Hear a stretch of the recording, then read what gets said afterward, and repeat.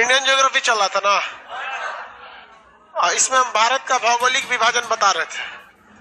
भारत का क्या बता रहे थे? भौगोलिक विभाजन। कल टेक्निकल फॉल्ट आ गया था बाबू, इसलिए क्लास नहीं हो पाया था। इसलिए कल ना मैप हुआ था ना ही कल ज्योग्राफी हुआ था, दोनों क्लास नहीं हुआ था। मैप ज्योग्राफी दोनों में से कोई नहीं हुआ। किसी को कोई दिक्कत?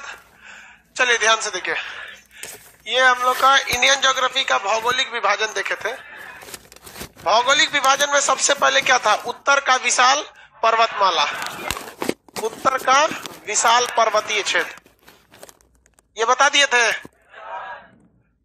पर्वतीय क्षेत्र, इसमें हिमालय के हम 4 श्रेणियां बता दिए थे, ट्रांस, बृहद, मध्य, शिवालिक, समझा दिए थे। इसके बाद भी अगर आप देखेंगे तो हम आपको समझाए थे इसका ये प्रादेशिक विभाजन। प्रादेशिक विभाजन में हम हिमालय की कई चोटियों के बारे में भी बताए थे, हालांकि उसे नदियों के आधार पर बांटा गया था। किसमें बांटा गया था? नदियों के आकार पे बांटा गया था कि कौन कौन सी नदियां हैं। उसके बाद दूसरा नंबर क्या था? उत्तर का विशाल मैदान, उत्तर का विशाल मैदान, ये भी कंप्लीट हो गया था। इन दोनों का पीडीएफ मिल गया था, पीडीएफ मिल गया था। तीसरा का पीडीएफ नहीं मिला आप लोग को, ये मंडे को मिलेगा। प्रायद्वीपीय पठार, प्रायद्वीपीय पठार, प्रायद्वीपीय पठार अभी तो रनिंग में था, अभी चल ही रहा था। प्रायद्वीपीय पठार पुराना है या नवीन है? बहुत पुराना। इसकी चट्टानें कठोर है या मुलायम है? बहुत पहले ही सब चीजों को समझा दिए थे हम, पिछले साल मतलब 2-3 दिन पहले समझाते कि नहीं समझाते? ये ट्रैप है। क्या है? ट्रैप। किसका ट्रैप है? लावा से बना हुआ ट्रैप, जिसे हम क्या कहते हैं? दक्कन ट्रैप। ये बहुत ही कठोर एरिया है। इसका पश्चिमी भाग ज्यादा ऊंचा है, पश्चिमी भाग ज्यादा ऊंचा है, पश्चिमी भाग ज्यादा ऊंचा है। और अगर उत्तर से दक्षिण तुलना करें तो दक्षिण की चोटियां ज्यादा ऊंची है, और इस जैसे जैसे ये पश्चिमी घाट आगे जाएगा इसकी चोटियां कम ऊंची। यहाँ पर लावा का विस्तार ज्यादा देखने को मिलता है, यहाँ पर क्या है? ज्यादा देखने को मिलता है।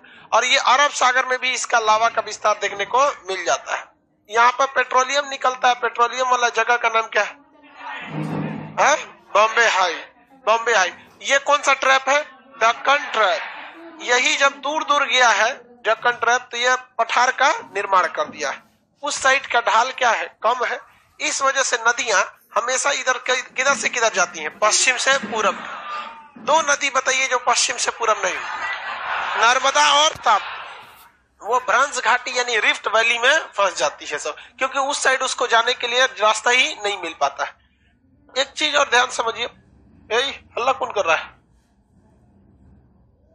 यहां तक आवाज नहीं आना चाहिए, कुछ भी हो जाए, ठीक है? चलिए ध्यान दीजिए इधर। यहां से नदियां जब भी निकलती हैं तो इधर पश्चिम से किधर जाएगी? पूरब की ओर। नदियां पश्चिम से किधर जाती हैं? पूरब की ओर जाती है। इन नदियों में कचरा नहीं पाया जाता है, इन नदियों में कचरा या अवसाद नहीं पाया जाता है। अवसाद का मतलब होता है जो मिट्टियां जो नीचे से काट ले जाती हैं उसको। ऐसा इसमें अवसाद या गाद की मात्रा कम क्यों होती है? तो इसका रीजन ये है कि ये जिस चट्टानी एरिया में बहती है ना, इसका चट्टान नीचे से इतना कठोर है, इतना कठोर है, जिसकी वजह से उसमें काट छाट नहीं हो पाता है। इस वजह से प्रायद्वीपीय पठार की जो नदियां हैं, कठोर चट्टान के ऊपर बहने के कारण उसमें गाद की मात्रा बहुत ही कम हो जाती है। समझ में आया कि नहीं आ गया? किसी को कोई दिक्कत है? इसमें से कुछ नदियां पश्चिम की ओर भी बहती हैं और कुछ नदियां पूरब की ओर बहती हैं। ये कौन लड़का है बेवकूफ कर रहा है? सर कल का क्लास हुआ था, मजा आया? सब बैल है, सब एकदम कल का क्लास बैल कहीं का। ये पहाड़ कौन सा है? पश्चिमी घाट। पहाड़ का नाम पश्चिमी घाट। ये मेंस का एग्जाम दीजिएगा तो एक क्वेश्चन पक्का पूछता है कि प्रायद्वीपीय नदियां और उत्तर भारत की नदियों की तुलना करिए। अब बताओ भैया, ये जो प्रायद्वीपीय पठार है, ये तो बात सही है कि ऊंचा है, लेकिन क्या ये हिमालय की इतना ऊंचा है? हिमालय की जहां औसत ऊंचाई ट्रांस हिमालय की 6000 मीटर थी, मुख्य हिमालय की 6100 थी, और ये जो बृहद था या लघु या मध्य हिमालय लगभग 3000 था। इन लोग का अधिकतम 3000 नहीं है, इन लोग का अधिकतम 3000 नहीं है। तो क्या यहाँ प्रायद्वीपीय पठार वाला जो एरिया है, प्रायद्वीपीय पठार में ग्लेशियर पाया जाएगा? नहीं पाया जाएगा। तो ग्लेशियर नहीं पाने की वजह से प्रायद्वीपीय पठार से जितनी नदियां निकलती हैं, क्या उनमें पानी ज्यादा रहेगा? पानी ज्यादा नहीं रहेगा। गाद ज्यादा रहेगा? गाद नहीं होने का रीजन क्या है कि नीचे का जमीन कठोर है। प्रायद्वीपीय पठार का ढाल पश्चिम दिशा में है कि पूरब दिशा में? अच्छा, ढाल उधर क्यों बन गया था? क्योंकि ज्वालामुखी का उद्गार इसी साइड से हुआ था, इस साइड से हुआ था, यहीं पे क्या हो गया था? जमा हो गया था। ये सब उत्पत्ति वगैरह तो हम बता ही दिए थे आप लोग को। अब हमको बस वो जगह बताना था कहाँ कहाँ प्रायद्वीपीय पठार है, कहाँ कहाँ नहीं है। कौन सी नदी प्रायद्वीपीय पठार को दो भाग में बांटती है? नर्मदा नदी। कौन सी नदी? नर्मदा नदी। तो बेवकूफ में करा नर्मदा, सब मंटेसरी वाला आता है सब ना, सब यहीं आके रिसर्च करता है, सब देखता है। खान जीएस रिसर्च सेंटर, यहीं आके रिसर्च करो, इसलिए रिसर्च करना चालू कर देगा। इतने में रहने दे, ऊपर से तो काम नहीं हम लोग को। ये प्रायद्वीपीय पठार यहाँ राजस्थान से भी चालू हो जाता है, मध्य प्रदेश, यूपी में तो बस थोड़ा सा एरिया, झारखंड, क्या पश्चिम बंगाल में जाएगा? उड़ीसा के इस साइड में आएगा। इधर क्यों नहीं जाता है? तटीय मैदान, पूर्वी तटीय मैदान। और ये सब कौन सा है भैया? पश्चिमी, यहां से। ये टोटल का टोटल कौन सा पठार है? प्रायद्वीपीय पठार। प्रायद्वीपीय पठार को दो भाग में बांटने वाली नदी नर्मदा नदी। ये रही मध्य प्रदेश से निकलने वाली नर्मदा नदी।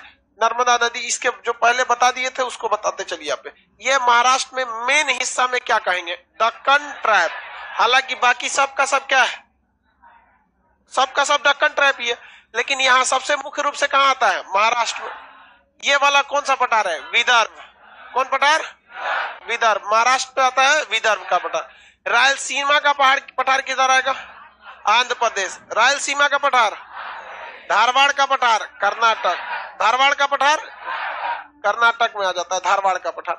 और बाकी जितने पठार जिस जगह पे जाते हैं उसी नाम से जाना जाता है। ये रायलसीमा के पठार जब तेलंगाना अलग हो गया तो इन लोगों ने कहने लगा भाई मेरा तेलंगाना का पठार, तब रायलसीमा का पठार सिर्फ आंध्र प्रदेश तक रह गया। ये कौन सा पठार है? धारवाड़ का पठार। ये तमिलनाडु का पठार। कौन सा पठार भाई? तमिलनाडु का पठार। इस पठार का जो पश्चिमी भाग है, बेसिकली महाराष्ट्र के पास वाला एरिया, ये इतना मोटा परत है दक्कन ट्रैप की इसके नीचे का खनन बहुत कम हो पाया है। इधर वाले में खनन ज्यादा होता है। इसी का विस्तार किस डायरेक्शन में है? पूरब डायरेक्शन में। इस दक्कन के पठार का ही डायरेक्ट विस्तार पूरा इस साइड तक है, और अरुणाचल प्रदेश तक में भी है यहाँ पर। अब हम लोग ऊपर के भाग को देखते हैं। नर्मदा नदी के ऊपर का जो भाग है वो कौन सा पर्वत है? यहाँ पर विंध्याचल। नर्मदा नदी के जस्ट ऊपर पर्वत का नाम विंध्याचल। तो यहाँ पठार का नाम है विंध्याचल का पठार। कौन सा पठार? विंध्याचल का पठार। पठार और पर्वत में बहुत का अंतर नहीं होता। पठार और पर्वत में बहुत का अंतर नहीं होता है, बस दोनों के दोनों हाइट पर होते हैं। बस एक का ऊपर का एरिया कैसा होता है? कोना निकला होता है, और बाकी में एक ठो बराबर रहता है। वो क्या हो गया? पठार हो गया। जैसे आप इस क्लासरूम को देखिए। अब भाई लाइव वाले लोग इस क्लासरूम को कैसे देखेंगे? ये क्लासरूम जो है पठार की तरह है। कैसा है? क्लासरूम पठार की तरह।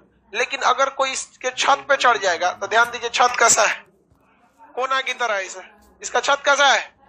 छतवा देखना ऊपर है कि नहीं? ऐसे यहाँ देखेगा, सिया तो बराबर है, वहां ऐसे कैसा निकला हुआ है? कोना। हाँ, ये है कि 1000 मीटर ऊंचा नहीं है। कह रहा कैमरा घुमाइए, ये ऐसा नहीं। तो अगर कोई छत पे चढ़ गया तो वो किस पे चढ़ गया? पहाड़ पर। आप लोग किस पे? पठार पर। बस बहुत ज्यादा का अंतर नहीं होगा यहाँ पे। ये पठार कौन सा हो गया भैया? विंध्याचल का पठार। कौन सा पठार? विंध्याचल का पठार। वही अब विंध्याचल के पठार से यहाँ 3 पठार मिलेंगे आपको। एक यहाँ राजस्थान की ओर चल जाएगा, मालवा का पठार। कौन सा पठार? पठार का नाम बोलिए। मालवा का पठार। यहाँ पर है बुंदेलखंड का पठार। मस्तानी कहाँ की थी? बुंदेलखंड। तो ये बताइए, भोपाल के जस्ट ऊपर वाला ग्वालियर वगैरह वाला एरिया कौन सा पठार है? बुंदेलखंड का पठार। और वही मध्य प्रदेश की इधर सतना, सीधी, सिंगरौली, कटनी, जबलपुर, ये वाला पठार बघेलखंड का पठार। ये पठार कौन सा है? बघेलखंड का पठार। छत्तीसगढ़ भी किसमें चलाता है? बघेलखंड। प्रायद्वीपीय पठार को 2 भाग में बांटने वाली नदी है। कौन सी नदी? नर्मदा नदी के नीचे का भाग दक्कन का पठार या दक्कन ट्रैप कहलाता है, जिसका मुख्य हिस्सा कहाँ पर है? महाराष्ट्र। इसका पूर्वी भाग विदर्भ। तेलंगाना में तेलंगाना का पठार। आंध्र प्रदेश में रायलसीमा का पठार। कर्नाटक में धारवाड़ का पठार। तमिलनाडु में तमिलनाडु का पता। अब ये नर्मदा नदी के ऊपर का भाग को क्या कहते हैं? मध्यवर्ती उच्च भूमि। मध्यवर्ती उच्च भूमि बीचों बीच में है और ऊंचा हुआ है, तो मध्यवर्ती उच्च भूमि। इस मध्यवर्ती उच्च भूमि का पश्चिमी भाग क्या कहलाएगा? मालवा का पठार। कौन पठार है? मालवा का पठार। ये नीचे वाला विंध्याचल का पठार, ये वाला बुंदेलखंड, ये वाला बघेलखंड। बुंदेलखंड और बघेलखंड, किसी को कोई दिक्कत है? आगे बढ़ जाए बुंदेलखंड और बघेलखंड में। अब इसकी का एक विस्तार झारखंड में है, इसे क्या कहेंगे? छोटा नागपुर का पठार। कौन सा पठार? छोटा नागपुर का। छोटा नागपुर का पठार, किसी को कोई दिक्कत नहीं? पठार का नाम बोलिए, छोटा नागपुर। इसे हम लोग क्या कहते हैं भैया? ये store house of mineral. Store house of mineral. पूरे भारत में सबसे ज्यादा खनिज किस पठार में पाया जाएगा? छोटा नागपुर के पठार में। इसी ये छोटा नागपुर का पठार यहाँ तक था, कहां तक? पूरा यहाँ तक। लेकिन बीच में धंस गया कौन सा एरिया? मालदा दरार। मालदा दरार बीच में धंस गया, तो ये साइड में अलग हो गया। यहाँ पर ये मेघालय का पठार हो गया, तो इसे पूर्वोत्तर का पठार कहते हैं या मेघालय का पठार कहते हैं। इसी का कुछ हिस्सा अरुणाचल प्रदेश तक में भी जा चुका है। तो ये मेघालय का पठार किसका हिस्सा है? छोटा नागपुर का पठार। और छोटा नागपुर का पठार किसका हिस्सा है? दक्कन का पठार। मतलब ओवरऑल इसी का हिस्सा है, दक्कन के पठार का है। मेघालय के पठार को और छोटा नागपुर के पठार को अलग कौन करता है? मालदा दरार। मेघालय की पठार की 3 प्रमुख चोटियां गारो, खासी, जैंतिया। छोटा नागपुर का पठार भी कोयला के लिए फेमस है। छोटा नागपुर का पठार किस लिए है? कोयला के। और ये आपका यहाँ देखेंगे गारो, खासी, जैंतिया। इसमें से जो जैंतिया पहाड़ी है ये भी कोयला के लिए फेमस है। यहाँ पे भी खनिज ज्यादा निकलता है। अभी अरुणाचल प्रदेश में देखेंगे यूरेनियम का बहुत बड़ा भंडार पाया गया। यूरेनियम का क्या पाया गया? यूरेनियम का बहुत बड़ा यहाँ पर भंडार मिला है। तो ये पूरे पठार का क्या चीज है भैया? आपका प्रादेशिक विभाजन है। हम आपको पठार जो है, प्रायद्वीपीय पठार 2 टाइप में बताएं। क्या बताएं? 2 टाइप। स्क्रीनशॉट नहीं हो रहा है? नहीं होता है। चलो इधर देखो ध्यान से, नक्शा में दे देंगे इसको। समझ में आ रहा है कि नहीं आ रहा? तो ये प्रायद्वीपीय पठार की हम 2 टाइप से बताएं। एक आपको उत्पत्ति बताएं। उत्पत्ति किस सिलसिले में हुआ कि जो ये सोच रहा मकर रेखा से कहां आ रहा था? कर्क रेखा की ओर आके टकरा गया किससे? अरब सागरीय प्लेट से। वहां ज्वालामुखी उद्गार हुआ, इरप्शन हुआ, वॉल्केनिक इरप्शन। वहां से क्या निकला? लावा निकला। उस लावा से अरब सागर में जो जीव जंतु दब के मरे, वहां पेट्रोलियम बन गया। उसे क्या कहते हैं? दक्कन बॉम्बे है। और जो इधर चट्टाने बिछ गई, दक्कन ट्रैप। यहाँ वाली चट्टाने मोटी परत में हो गई। यही एक पहाड़ भी खड़ा हो गया। इस पहाड़ का नाम क्या हो गया? पश्चिमी घाट। कौन सा पहाड़? पश्चिमी घाट। इधर जो खड़ा हो गया, पूर्वी घाट। क्वेश्चन पूछा था कि दक्कन के पठार या प्रायद्वीपीय पठार का कगार, कगार मतलब बाउंड्री, कगार मतलब बाउंड्री, कगार का काम कौन करता है? पश्चिमी तथा पूर्वी घाट। पश्चिमी तथा पूर्वी घाट, ये पश्चिमी घाट और पूर्वी घाट। एक्चुअली में ये पश्चिमी और पूर्वी घाट जो है ये दक्कन के पठार का ही हिस्सा है, जो इसकी बाउंड्री का निर्माण कर देती है। पश्चिमी घाट और पूर्वी घाट। पश्चिमी घाट के बाद का एरिया इस पठार में नहीं आता है, इसे कहते हैं पश्चिमी तटीय मैदान। और पूर्वी घाट के बाद का एरिया इस पठार में नहीं आता है, इसे कहते हैं पूर्वी तटीय मैदान। इसके अंदर का एरिया ही क्या कहलाता है? पठार। इसमें सबसे ज्यादा कोयला किस पठार में पाया जाएगा? छोटा नागपुर के पठार। सबसे ज्यादा लौह अयस्क छोटा नागपुर का पठार में। आयरन और तांबा इत्यादि छोटा नागपुर के पठार में। सबसे ज्यादा सोना पाया जाएगा तो धारवाड़ के पठार में। सबसे ज्यादा सोना धारवाड़ के पठार में। कर्नाटक में कोलार की सोने की खदान है। कर्नाटक में क्या है? कोलार की सोने की खदान। किस लिए फेमस है भैया? सोना के लिए। अब यहाँ तमिलनाडु में देखेंगे तो यहाँ पर भी कोयला निकलता है तमिलनाडु में। आप बताइए इस एरिया में या फिर इस एरिया में कोयला कहां से निकलते हैं? वहां पे कोयला बने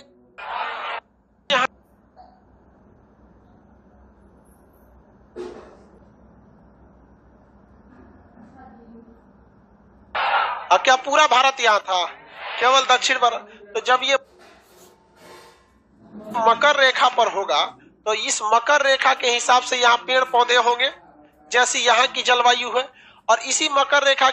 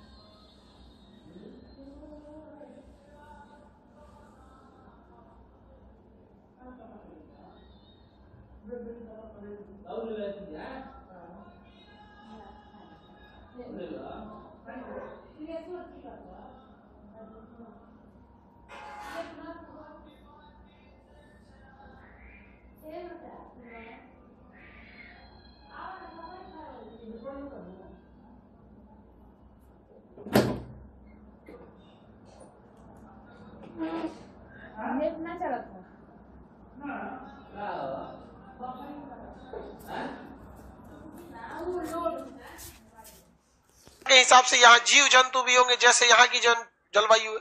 कुछ करोड़ साल बाद भारत कहाँ आया था? विषुवत रेखा पर। उसके कुछ करोड़ साल बाद कहाँ चला गया था? कर्क रेखा पर चला गया था। समझा दिए थे कि नहीं समझा? तो अलग अलग टाइप के जीव जंतु इसमें दब के मरे हैं, अलग अलग टाइप के वनस्पतियां इसमें दब कर मरी हैं। इस वजह से, हाँ वेरी गुड, ये सीबीएसई बोर्ड लड़की है सानू कुमारी, बहुत तेज है वो। Different type of flora and fauna, मतलब सीबीएसई बोर्ड वाले, मतलब अलग अलग टाइप की क्या था, वनस्पति तथा जीव जंतु थे सब, उसको फ्लोरा एंड फोना बोलते हैं। समझाया? तो वही कहने का सेंस है कि भाई अलग अलग टाइप के थे सब। सीबीएसई वाला कम बोलता है लेकिन सटीक बोल देता है, कम ही जन्मे करता है सब, लेकिन सटीक जानता है एकदम। चलो ध्यान समझो, अलग अलग वनस्पति पाए जाते थे। इसी कारण छोटा नागपुर के पठार से सटकर यह पठार बघेल खंड है। कौन सा खंड है? बघेल खंड में एक जगह है सिंगरौली। कौन सा जगह है? सिंगरौली। सिंगरौली में जो कोयले की परत है, भारत में सबसे ज्यादा मोटी कोयले की परत है, सबसे मोटी कोयले। यहाँ यानी यहाँ भैंस बराबर ज्यादा जानवर होगा, भयानक भयानक जानवर होगा, दबा गया होगा सब, मोटका मोटका पेड़ होगा इस साइड में, तो अलग अलग टाइप का, अब जैसे मान के चले हम दबा जाएंगे, सपोज कहीं भूकंप आया, हम दबा के चल गए 200 फीट नीचे, 1-8 करोड़ साल बाद निकलेगा तो कितना कोयला निकलेगा? 30-40 किलो।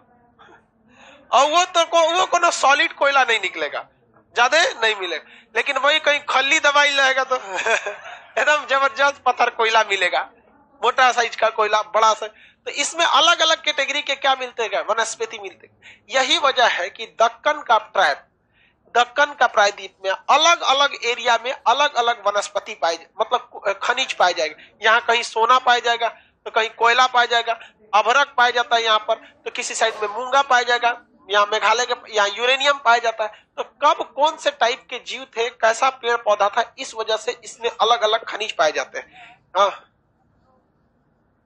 क्या? मूंग वो अलग होता है, मोती होता है।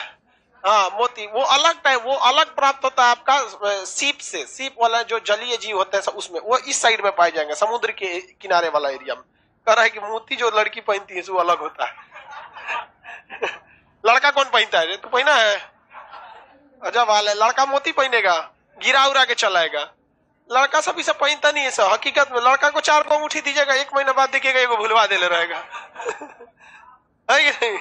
उसको इतना फुर्सत है अंगूठी पहनने का, ना तो कोनो चुरा लेगा। आगे बढ़ते हैं।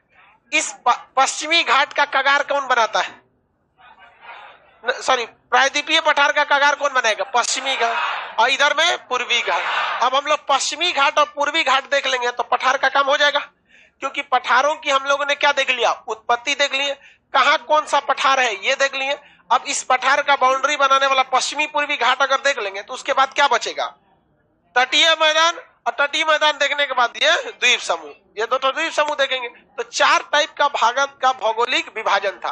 तो ओवरऑल हम तो भौगोलिक विभाजन देख लेंगे, उसके बाद आप आगे देखते चलेंगे लोग कैसे कैसे क्या हो रहा है। पश्चिमी घाट और पूर्वी घाट को देखते हैं। पश्चिमी घाट ज्यादा ऊंचा है। पश्चिमी घाट कैसा है? ज्यादा ऊंचा है, और एक कंटिन्यूअस है। ज्यादा ऊंचा भी है और कंटिन्यूअस है।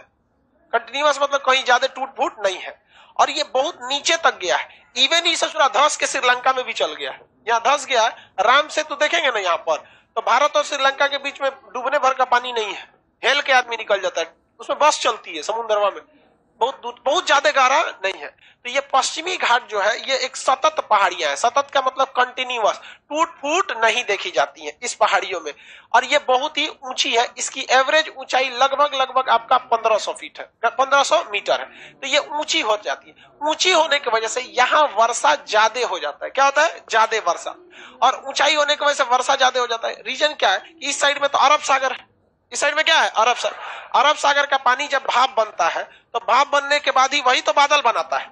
आप बताइए बादल में पानी कहां से आते हैं? समुद्र का पानी भाप बनता है, और ये भाप बनकर जब ये भारत की ओर आता है तो कौन पहाड़ से टकराता है? पश्चिमी घाट।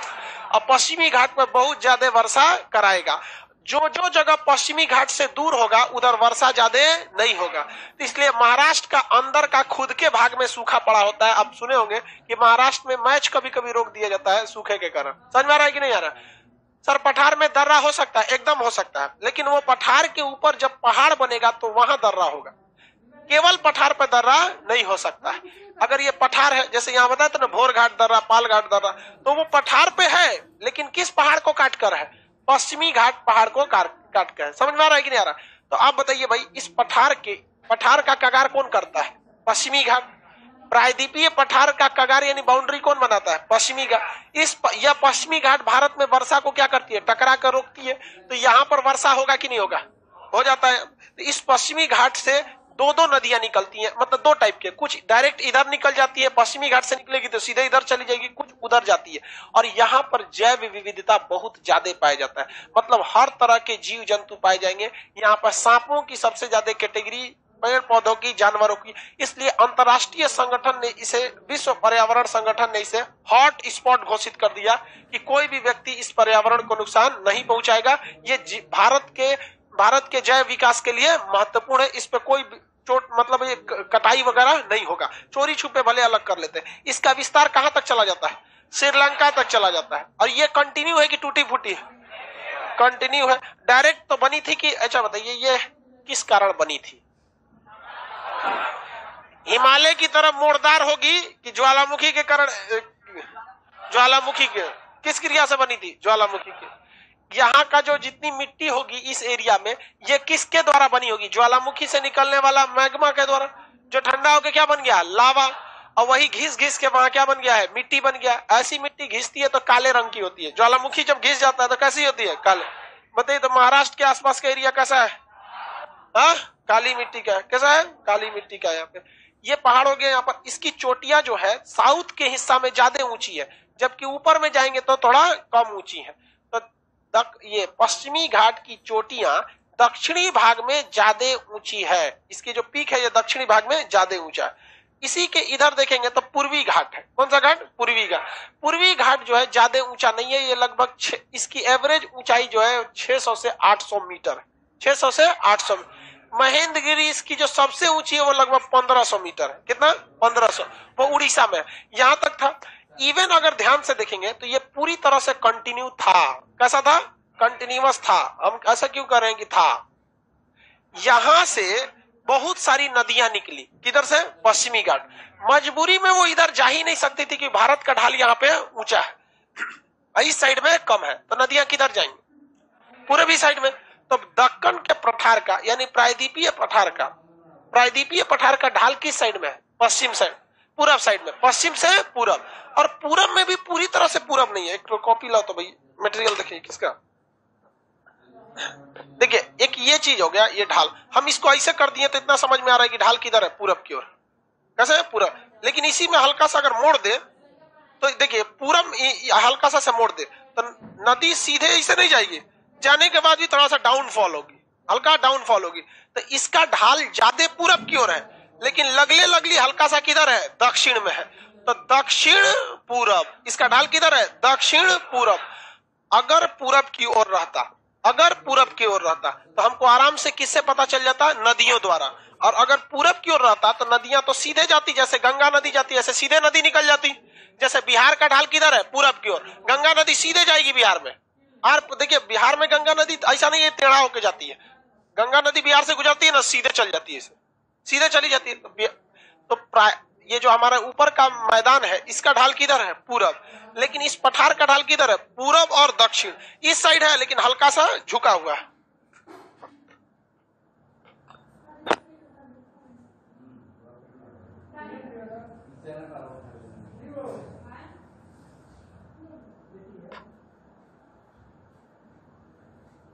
यहां कोई भी नदी सीधे जाएगी?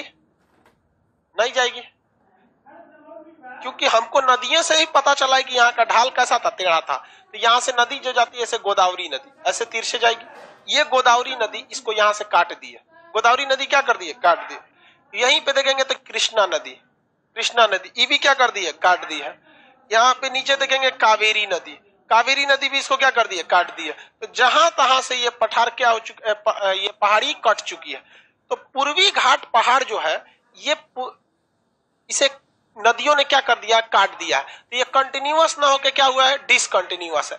दूसरी इसकी एक और खराबी, ये ज्यादा ऊंचा नहीं है। ये ज्यादा ऊंचा, ये कम ऊंचा। ये कंटिन्यूअस, ये उतना कंटिन्यूअस नहीं है।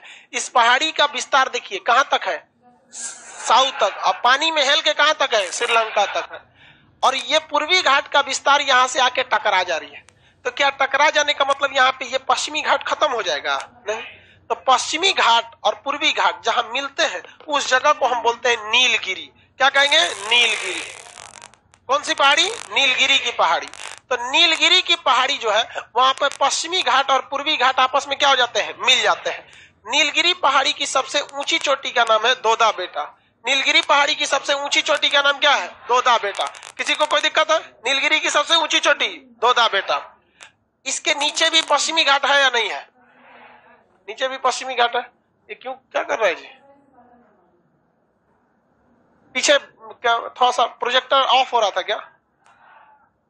हल्का हल्का हो रहा है,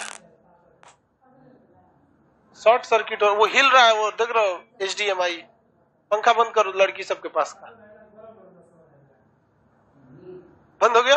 अब ठीक है? और वो छोड़ दो, ये लोग को वैसे भी आप लोग को तो गर्मी उर्मी बंद हो जाएगा क्लासे, नहीं तो दिक्कत होगा। तो HDMI केबल ही हिला, हॉल नंबर 3-4 वालों को नहीं दिखेगा, उससे उसको हटा दो सही से, नहीं तो फिर सब लड़की सबको भी, भाई गर्मी का दिन आ गया, आप किसी को भी गर्मी लगेगा। शॉर्ट सर्किट हो रहा है क्या? किधर साइड से? कुछ शॉर्ट सर्किट देखो।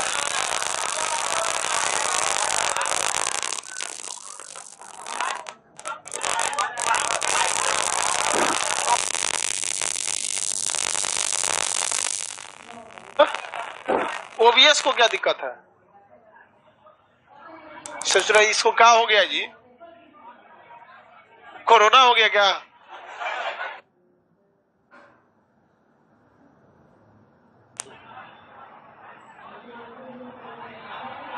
थोड़ा सा कभी कभी ब्लैक हो जा रहा है। ठीक है, आई चलेगा जी। अरे हालांकि कोचिंग वोचिंग में शॉर्ट सर्किट होगा, दिक्कत है। देखना भाई, उधर सब जगह फायर वाला लगा हुआ है, देख रहे हैं। गुजरात में आग लग गया था एक कोचिंग में, देखते बहुत। यहाँ वो समस्या नहीं आएगा, सब चीज का व्यवस्था रखा गया यहाँ पे। और वैसे भी यहाँ बिहार है।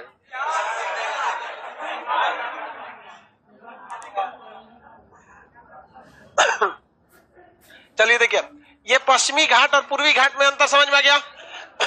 पश्चिमी घाट का निचला विस्तार, मेरी ओर ध्यान से समझिए अब इस चीज को। पश्चिमी घाट पहाड़ की एक एक छोटी छोटी चोटियों को यहां हम लोग नहीं पढ़ेंगे, इसको हम लोग कहां पढ़ेंगे? मैप में। हम यहाँ बता देंगे आपको, तो उतना डिटेल से नहीं, लेकिन बता। इससे क्या होगा कि पहाड़ी में घुसेंगे ना तो आपका दिमाग से ना थोड़ा सा हट जाएगा, हम पठार पढ़ रहे हैं कि पहाड़ी पढ़ रहे हैं। तो इसको हम लोग नक्शा में देखते चलेंगे। वैसे भी अगर हम आपको बताते हैं कि यहाँ कार्डेमम की पहाड़ी है, तो आप तो देखे ही नहीं है कार्डेमम की पहाड़ी, नहीं ना देखे हैं। तो यहाँ कौन सी पहाड़ी है? कार्डेमम की पहाड़ी। कौन सी पहाड़ी? कार्डेमम की पहाड़ी। कार्डेमम की पहाड़ी के ऊपर पढ़ेंगे तो अन्नामलाई की पहाड़ी, सेवराय की पहाड़ी, पालिनी की पहाड़ी। ये पहाड़ियां जो है क्या हिमालय की तरह ऊंची हैं? हिमालय की तरह ऊंची है?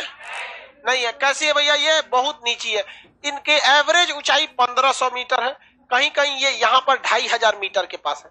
तो 2500 मीटर वाला एरिया हिमालय का जो 4 चोटी देखे थे, ट्रांस हिमालय 6000, बृहद हिमालय 6100 और मध्य हिमालय 3000। तो 3000 वाला एरिया पर्यटक के लिए था कि नहीं था? हिमालय का वह हिस्सा जो पर्यटन के लिए प्रसिद्ध था, मध्य हिमालय। तो जो मध्य हिमालय की ऊंचाई है, किसकी ऊंचाई? मध्य हिमालय। लगभग उतनी ही ऊंचाई है पूरे पश्चिमी घाट की, है कि नहीं है? लगभग उतना ही है। तो बताइए, ये सारी की सारी पर्वतीय श्रेणियां क्या पर्यटन के लिए होगी कि नहीं होगी? तो यहाँ पर देखेंगे, ये सबसे नीचे में कार्डेमम यानी इलायची की पहाड़ी, कार्डेमम या इलायची की पहाड़ी होगी। इसके पास आपको मिलेगा आपको अन्नामलाई की पहाड़ी, वहीं पालिनी की पहाड़ी और सेवराय की पहाड़ी। इन्हीं पहाड़ियों के बीच में एक छोटा सा जगह है जिसका नाम है ऊटी। क्या नाम है? ऊटी। बहुत प्रसिद्ध जगह पर्यटन के लिए, ऊटी जगह। वो किस पहाड़ी का हिस्सा है? पश्चिमी घाट का। तो पश्चिमी घाट का सतत विस्तार है, छोटे छोटे पहाड़ियां जो पर्यटन के लिए फेमस हो जाती हैं पश्चिमी घाट में। पश्चिमी घाट और पूर्वी घाट कहाँ मिलते हैं? नीलगिरी की पहाड़ी।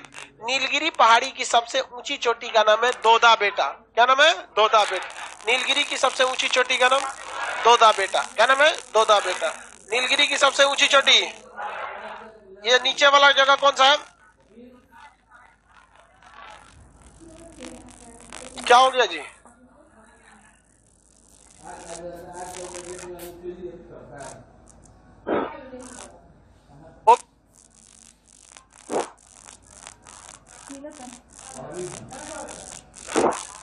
ओबीएस गया, ब्लैक है, ब्लैक दिख रहा है, ठीक है ना?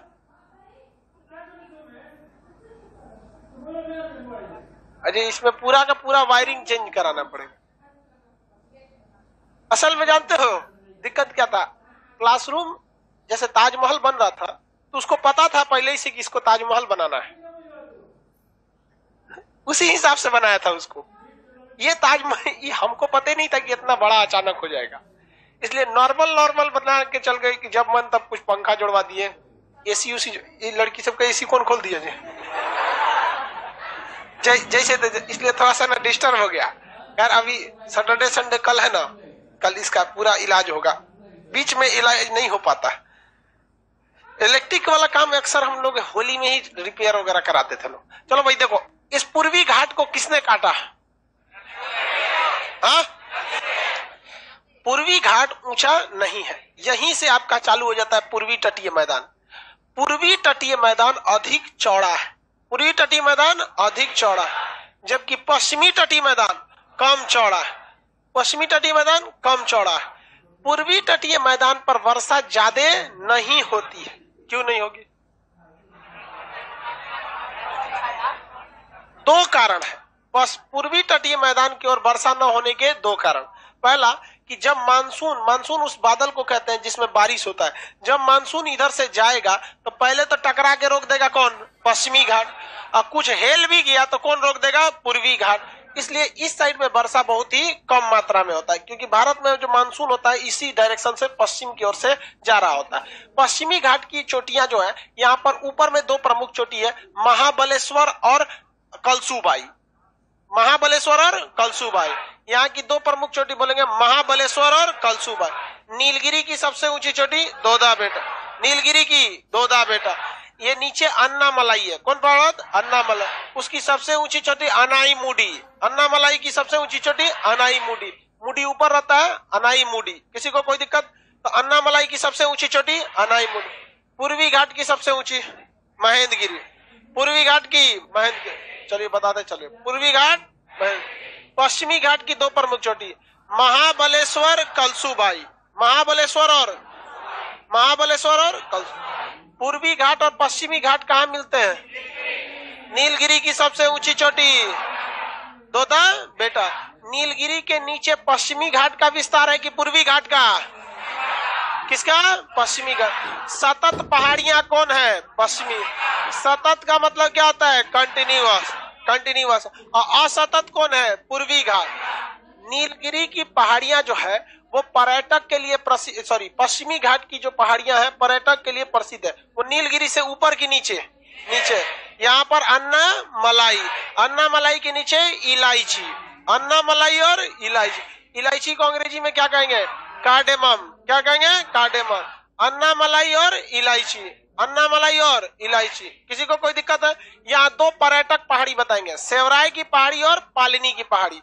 सेवराय और पालिनी की पहाड़ी, सेवराय और पालिनी की पहाड़ी, सेवराय तथा पालिनी की। यहाँ सबसे प्रमुख पर्यटक हिल स्टेशन बताएंगे, ऊटी। सबसे प्रमुख पर्यटक हिल स्टेशन ऊटी। पश्चिमी घाट का समुद्री विस्तार कहाँ तक चला जाता है? श्रीलंका तक। पश्चिमी और पूर्वी घाट में वह कौन सा पहाड़ है जो बायोडाइवर्सिटी को लेकर हॉट स्पॉट में? पश्चिमी घाट की पूर्वी घाट? कौन सा घाट? पश्चिमी घाट। पश्चिमी घाट। पश्चिमी घाट का विस्तार कहां तक है? श्रीलंका तक है। अब बताइए, प्रायद्वीपीय पठार का कगार का काम पश्चिमी घाट करेगा कि पूर्वी घाट? कौन करेगा? दोनों कर देता है। इन्हीं के बीच में ये आ जाते हैं। पूर्वी घाट को काटा किसने? किसने काटा? नदियों ने काट दिया। भारत में दो जगहों पर जैव विविधता बहुत ज्यादा पाई जाती है। जैव विविधता को इंग्लिश में कहेंगे बायोडाइवर्सिटी। क्या कहेंगे? बायोडाइवर्सिटी का मतलब क्या होता है, ध्यान से समझिएगा। जैव विविधता जीव जंतुओं की संख्या को कतई नहीं बताता है। जितने लोग इसमें पीसीएस का एग्जाम दे रहे हैं, तैयारी कर रहे हैं, या यूपीएससी या पीसीएस के लिए, कितने लोग इसमें सीजीएल का करते हैं? आपको सीजीएल से ज्यादा इजी पड़ेगा पीसीएस, जिसके दो रीजन है। सीजीएल का प्रतिदिन कट ऑफ का आगे भागना और उसमें नॉर्मलाइजेशन ठोक के आपको बर्बाद कर लेना। समझ में आएगा कि नहीं आएगा? नॉर्मलाइजेशन इतना खतरनाक चीज है कि सीजीएल वालों को देखिए किस तरह से रूल आता है वहां पर। अगर चुनाव में नॉर्मलाइजेशन कराया जाएगा ना, तो नॉर्मलाइजेशन से मोदी जी को हरा के कंगना रनौत जीत जाएगी। ये है नॉर्मलाइजेशन। बताओ भाई, जिसका 100-150 पाया उसका रिजल्ट हो जाएगा, जो 200 में 200 पाया उसका रिजल्ट नहीं होगा। तो उस एग्जाम में आपका कंफर्म एक तो क्वेश्चन पूछेगा आपका किससे? बायोडाइवर्सिटी से। और आप लोग जितना लोग है, जिस जगह का आप लोग को, जैसे मान के चलिए जो ऑफलाइन पढ़ रहे हैं, तो बेसिकली आप लोग में 90% बिहार के ही होंगे, कुछ झारखंड, बंगाल, यूपी के होंगे। और ऑनलाइन एप्लीकेशन वाले भाई साहब, आप तो किस क्षेत्र के हैं, कहाँ के हैं? अंडमान निकोबार के होंगे, एक लड़का अंडमान निकोबार से लेटर भेजा था, मतलब कोचिंग के एड्रेस पर। बेचारा का बहुत मतलब खुश था वो पढ़ के। वो भी मुख्य भूमि से थोड़ा सा कट गया है, नहीं देखते हम लोग को। क्लास 6 में आने के बाद पता चला था कि हमरे हैं तो छूट गया था वो लोग। तो जितने पीसीएस का तैयारी करते हैं उन लोग के लिए चैप्टर अच्छा होगा आप लोग को। आप लोग के लिए प्रीवियस क्वेश्चन जितना पूछा रहेगा ना अनसॉल्व क्वेश्चन वगैरह में, तो होली के बाद आपका हर सब्जेक्ट से, जैसे हिस्ट्री चल रहा है, बायोलॉजी चल रहा है, उस सब में हम आपको प्रीवियस क्वेश्चन से भी बताएंगे। तो ज्योग्राफी में देखेंगे तो ज्यादातर बायोडाइवर्सिटी से पूछेगा, एक क्वेश्चन फिक्स है। तो बायोडाइवर्सिटी कभी भी जीव जंतुओं की संख्या नहीं बताता है, बल्कि वो जीव जंतुओं की कैटेगरी बताता है। जीव जंतु क्या बताएगा? कैटेगरी। जैसे ये जो क्लासरूम है, ये क्लासरूम में केवल 2 कैटेगरी के लोग हैं। कौन कौन? होशियार और बकलोल, लड़का और लड़की। कैटेगरी ज्यादा नहीं है, लेकिन कैटेगरी कब होगी कि इतने लड़कों में से कुछ लड़कों को लेके आए जाए अफ्रीका से एकदम काला काला मंगरेला, कुछ को नेपाल से लाया जाए हाइट कम छोटे साइज वाले को, कुछ को पंजाब से लाया जाए है लड़के लेकिन है सरदार दी एकदम भयानक पगड़ी वाला। तो जब कभी भी किसी एक चीज की कई सारी वैरायटी मिलने लगती है तो उसे हम क्या कहते हैं? जैव विविधता। और ये जैव विविधता बहुत जरूरी है पर्यावरण को बचाने के लिए। और जहां जैव विविधता ज्यादा पाई जाएगी वहां सारे जीव एक साथ बीमार नहीं पड़ेंगे, ना ही एक साथ उनका पतन हो सकता है, क्योंकि कैटेगरी अलग अलग है, बीमारियां अलग अलग को प्रभावित करती हैं। जैसे दुनिया में सबसे ज्यादा मानव पाया जाता है, एक वायरस निकला, कोरोना वायरस लपेट दिया, सबको लपेट दिया कि नहीं। लेकिन वही डाइवर्सिटी में देखिए मानव, इसी पृथ्वी पर कुत्ता भी पाया जाता है। क्या रैबीज आदमी को प्रभावित करता है? जब तक काटेगा नहीं खुदवा तब तक प्रभावित नहीं करेगा। कोई रैबीज का कुत्ता बगल में भी है तो कुछ थोड़ी ना दिक्कत है, जब तक काटे नहीं। काटियो लिया तो ससुराल इंजेक्शन लगा लोगे। इसीलिए भारत सरकार कभी भी पर्यावरण की संख्या बढ़ाने पे जोर नहीं देती है, उसकी डाइवर्सिटी बढ़ाने पर जोर देती है। आपके शहर गली मोहल्ले में सरकार जब कभी पेड़ लगाएगी तो ऐसा पेड़ लगाएगी जो ना को फले नहीं निकलता है। देखे सरकार आम का पेड़ लगवा रही है, जिसके 2 रीजन है। आम की जैव विविधता में कोई कमी नहीं है, वो मानव के लिए उपयोगी है, इसलिए लोग उसे क्या करते हैं? खुद लगा देते हैं, और इसलिए सरकार नहीं लगाती। दूसरा, अगर सरकार सड़क के किनारे आम का पेड़ लगा दे, सब मोहल्ला वाला लगेगा तोड़ने उसको, और सड़क पर एक्सीडेंट की संख्या बढ़ जाएगी। ऐसा पेड़ लगाओ कुछ ना हो उसमें। तो जैव विविधता के लिए 2 चीज का होना जरूरी है। पहला, वहां धूप अच्छी मात्रा में मिलना चाहिए, धूप। दूसरा, वहां वर्षा ज्यादा होनी चाहिए, धूप और वर्षा। अगर ये 2 चीज होगी तो जैव विविधता ज्यादा होगी। एक बात बताइए, सूरज तो पूरब से निकलता है, सूरज पूरब से निकलता है। अब हम आपसे हिमालय के बारे में पूछते हैं। हिमालय यहां से यहां तक पढ़ा दिए, लाइव वाले सारे लोग बताएंगे, लोग देखते हैं कितने लोग बता सकते हैं। जैव विविधता की जब बात करेंगे वेराइटीज की, तो हम बता दिए कि वेराइटीज किस लिए होते हैं? 2 चीज, बारिश और धूप। बारिश और धूप। सूरज किधर से निकलता है? पूरब से। तो हिमालय, प्रायद्वीप को भूल जाइए, हिमालय के पश्चिमी भाग में, ये हिमालय का पश्चिमी भाग है, ये पूर्वी भाग है हिमालय का। तो हिमालय के पश्चिमी भाग और पूर्वी भाग की तुलना करेंगे तो किस जगह पर जैव विविधता ज्यादा देखने को मिले? हाँ, क्या पश्चिमी भाग में ना होगा? क्या पश्चिमी तो बहुत बढ़िया बढ़िया है। पहला रीजन, धूप की मात्रा ज्यादा नहीं जाएगी। क्यों नहीं जाएगी? यहाँ बड़का बड़का पहाड़ खड़ा है भैया, नंदा देवी, धौलागिरी, अन्नपूर्णा, मनसालू, गौरी शंकर, छोयू, हिमालय, माउंट एवरेस्ट, मैकालू, कंचनजंगा, भाई साहब कुल का कुल पहाड़ खड़ा करके रोक दिया। धूप जाएगा कहां से? बर्फ पड़ा रहेगा तो वहां कौन जीव जंतु रहेंगे? बर्फ में वही लोग न रह सकते हैं जो गर्मी ठंडी को बेहतरीन ढंग से बर्दाश्त कर सकते हैं, मोटे चमड़े, मतलब जिनमें वसा ज्यादा रहता है। तो इस साइड में धूप की मात्रा ज्यादा। दूसरा, जो मानसून होता है, वर्षा मानसून जो अरब सागर से निकलता है, ध्यान से देखिए, अरब सागरीय मानसून, तो ये नीचे साइड से मानसून निकला, तो इसे कौन रोक दिया? पश्चिमी घाट। लेकिन जो यहां से निकला यहीं तक कौन पश्चिमी घाट रोक सकता है? जो ससुराल से निकला वो सीधे कहां जाएगा? कहां निकलेगा? पूर्वी घाट। कहां निकलेगा? पूर्वी। अरे भाई साहब यही ना रोकेगा, यहाँ पे इधर या कौन है? यहाँ छाता लगा के रोकेगा कोई बिचवा में? सीधे कहां निकलेगा? आगे। और यहाँ सबसे पहले कौन राज्य टकराएगा? एकरा मेघालय। अब मेघालय में गारो, खासी, जयंतिया आराम से खड़ा होके खड़ा है। कौन है भाई? मानसून है, धड़ाम दे मारेगा, टकरा जाएगा, सारा का सारा पानी कहां बरस जाएगा? मेघालय में। चेरापूंजी मासीराम में वर्षा ज्यादा क्यों होती है? इसी वजह से। तो पूर्वी हिमालय में बारिश भी ज्यादा, धूप भी ज्यादा, इसलिए पूर्वी हिमालय की जैव विविधता ज्यादा या कम? ज्यादा या कम? एक बात बता भाई, मानसून जो इधर गया पूर्वी घाट को साथ कुछ नहीं, सब निकल दिया, कहा कि तू ससुरा उधर रहो, वर्षा कराया नहीं। जो इधर से गया ओकरा ही रोक दिया, क्योंकि इसकी हाइट ज्यादा है, इसकी कम है।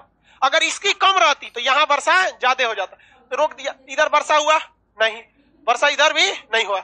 और रही बात धूप की, तो इन दोनों में इतना डिस्टेंस है कि धूप कभी ये इस पे इसकी परछाई जा ही नहीं सकती।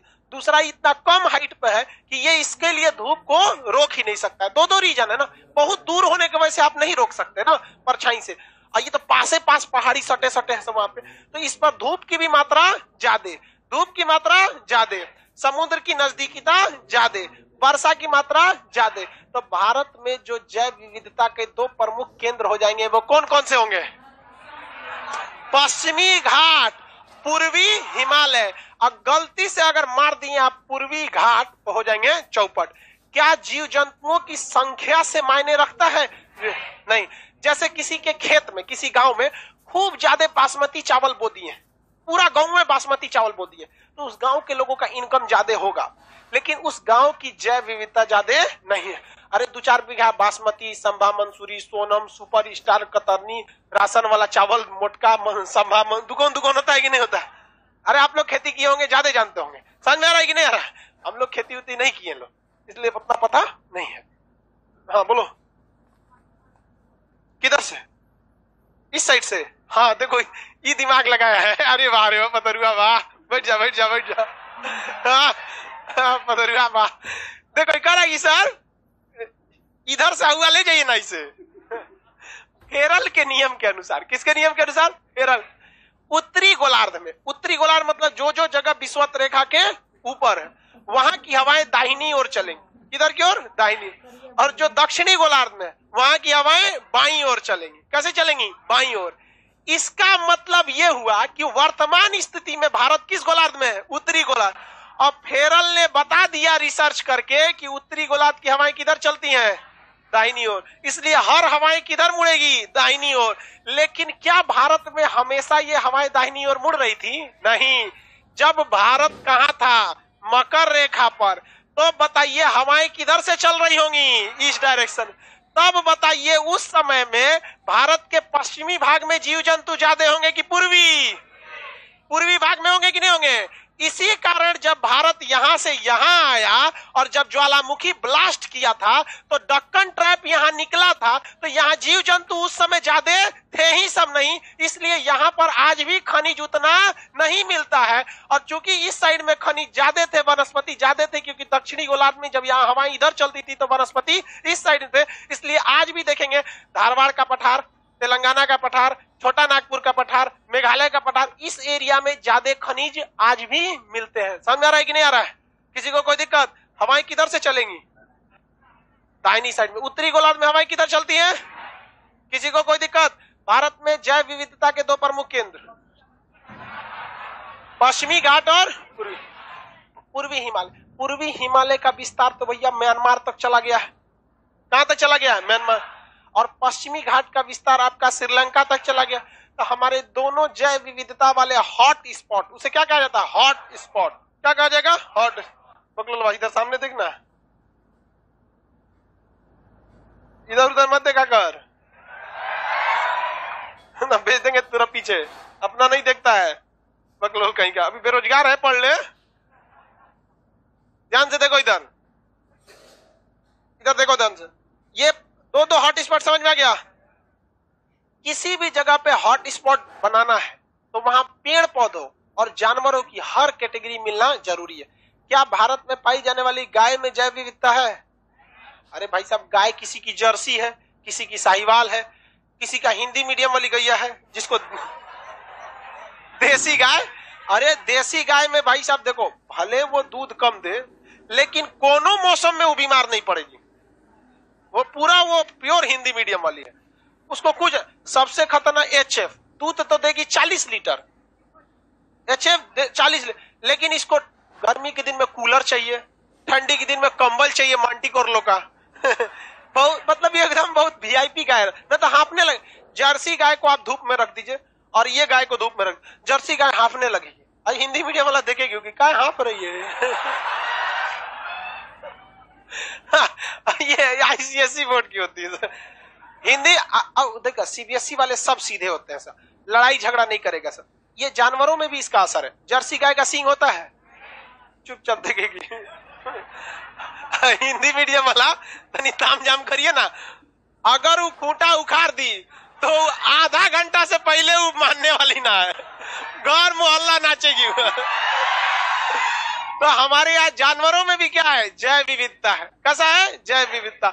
जैव विविधता को बचा के रखना जरूरी है। जहां पर जैव विविधता ज्यादा पाई जाती है उस जगह को हॉट स्पॉट घोषित कर दिया जाता है। अब इस जैव विविधता में दूसरी जैव विविधता आती है, जलीय जैव विविधता। जलीय जैव विविधता में कछुआ, घड़ियाल, मगरमच्छ, ये सब जो चीजें आते हैं ये जलीय जैव विविधता में आते हैं। इनको भी बचा के रखना जरूरी है भाई। तो इनको बचाने के लिए रामसर सम्मेलन होता है, रामसर साइट बना दिए जाते हैं। क्या बना देते हैं, रामसर साइट। ये रामसर साइट भी आपको पढ़ाएंगे। एग्जाम क्वेश्चन पूछा था ना, रामसर साइट में कौन कौन, चिल्का, आईएनएस चिल्का, चिल्का झील, क्या दलदलीय क्षेत्र है कि नहीं है, तो रामसर में आ जाएगा कि नहीं आ जाएगा। तो वैसे जैव विविधता जो पानी वाले क्षेत्र में जो दलदली रहते हैं उन्हें हॉट स्पॉट करेंगे कि रामसर, क्या कहेंगे, रामसर। और जहां पे ये सब सूखा वाला क्षेत्र रहेगा, पहाड़ी क्षेत्र, जीव जंतु की विविधता, उसे हॉट स्पॉट। समझ में आ रहा है कि नहीं आ रहा है आपको। पठारी क्षेत्र समझ में आ गया। भारत का चौथा भौगोलिक क्षेत्र कौन सा था, तीसरा क्या पढ़े थे, प्रायद्वीपीय पठार। उत्पत्ति देख लिए प्रायद्वीपीय पठार का। भारत कहां कौन सी रेखा से आया है, मकर रेखा से। भारत में ज्यादातर जो वनस्पति, जो खनिज वगैरह पाए जाते हैं वो पूर्वी भाग में ही मिले हैं, इस साइड में कम क्यों है। हाँ, जब आया था ना तो उस समय इधर क्या थे, सब सदाबहार जंगल थे।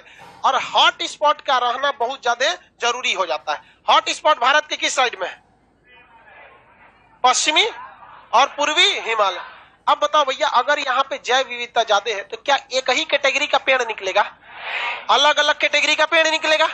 अब अलग अलग कैटेगरी का पेड़ निकलेगा तो अलग अलग कैटेगरी के पेड़ का पतझड़ का मौसम, यानी जब वो पत्ते गिराएंगे तो वो क्या एक ही साथ गिराएंगे कि अलग अलग मौसम, अलग अलग मौसम में, अलग अलग मौसम में वो क्या गिराते हैं, पत्ते गिरा देते हैं। इसी वजह से किसी जंगल में 10 लाख पेड़ है और अगर वहां पे जैव विविधता ज्यादा, जैसे पश्चिमी घाट में मान के चले 10 लाख पेड़ है, तो जनवरी में कोनो 50,000 अपना पत्ती गिरा दिया तो 10 लाख में से 50,000 का पत्ती गिर गया तो कोनो क्या जंगल सुनसान दिखने लगेगा, पते नहीं चलेगा पत्ती गिरा कि नहीं गिरा। फिर अगले महीने किसी पेड़ ने पत्ती गिरा दिया, फिर अगले महीने। तो जैव विविधता वाले क्षेत्र में हर महीने पतझड़ का मौसम आता है, लेकिन एक के साथ कोनों का पतझड़ नहीं आता है, इसलिए इसे कहा जाता है सदाबहार वन। कौन सा वन, सदाबहार। भारत में 2 जगह बताइए जहां सदाबहार वन है, पश्चिमी घाट और पूर्वी हिमालय। ये क्या वहां पे पतझड़ का मौसम नहीं आता है, हो ही नहीं सकता है कि पतझड़ का मौसम नहीं आए। अरे हम लोग का ठंडी के दिन में चमड़ा छोड़ने लगता है, पेड़ पौधे का पत्ता क्या चीज है, पत्ता कौन चीज, टूटेगा तबे ना नया निकलेगा। जबकि हम लोग के यहाँ उत्तर भारत में जहां हम लोग रहते हैं, जहां पंजाब, हरियाणा, दिल्ली, यूपी, बिहार, मध्य प्रदेश, उड़ीसा, ये सब जो एरिया, बंगाल, यहाँ पर जैव विविधता नहीं है। 8-10 कैटेगरी का पेड़ होता है, नीम होगा, सेखुआ होगा, सागौन होगा, सेमर होगा, आम होगा, यूकलिप्टस होगा, शीशम होगा, 8-10 को आप जानते होंगे। मुख्य रूप से यही सब ससुरा अप्रैल में पत्ती गिरा देते हैं, सन्नाटा। कौन सी हो गया, ये पतझड़ का मौसम है, समझ आ गया कि नहीं, पतझड़, सावन, बसंत, बहार, सुने हैं क्या। जहां जैव विविधता ज्यादा है वहां पतझड़ नहीं आता है, आता है लेकिन पता ही नहीं चलता है, पता ही नहीं पता। जैसे ये क्लासरूम में जैव विविधता बहुत ज्यादा है, क्या सब होशियार है, नहीं, कुछ कुछ बकलोल भी है, पता चलता है क्या इसमें बकलोल है, नहीं, छुप जाता है। कोई हिस्ट्री के बैच में बकलोल है तो कोई ज्योग्राफी के बैच में बकलोल है। समझ में आ रहा है कि नहीं आ रहा है, आप लोग को समझ में आ रहा है। हम जब बकलोल बोलते हैं तो ये अपने पे ले लेती है, हम तो नाम लेके नहीं बोलते, लेकिन समझदार की कमी थोड़ी है दुनिया में। इंदिरा गांधी एक बार इमरजेंसी लगा दी थी, तो इमरजेंसी में ना एक कवि थे, इमरजेंसी में ना आप किसी का विरोध नहीं कर सकते। अगर अनुच्छेद 352 का प्रयोग हो जाए तो आप प्रधानमंत्री के खिलाफ नहीं बोल सकते। तो एक कवि ने बोल दिया ये सरकार निकम्मी है, इंदिरा गांधी के समय में, देखो दरोगा गिरफ्तार कर लिया उनको, चलिए गिरफ्तार कर। तो कवि ने कहा कि हम कहां कहें कि भारत की सरकार निकम्मी है। तो दरोगा कहा चुप, हम नहीं समझ रहे हैं कहां की सरकार निकम्मी है।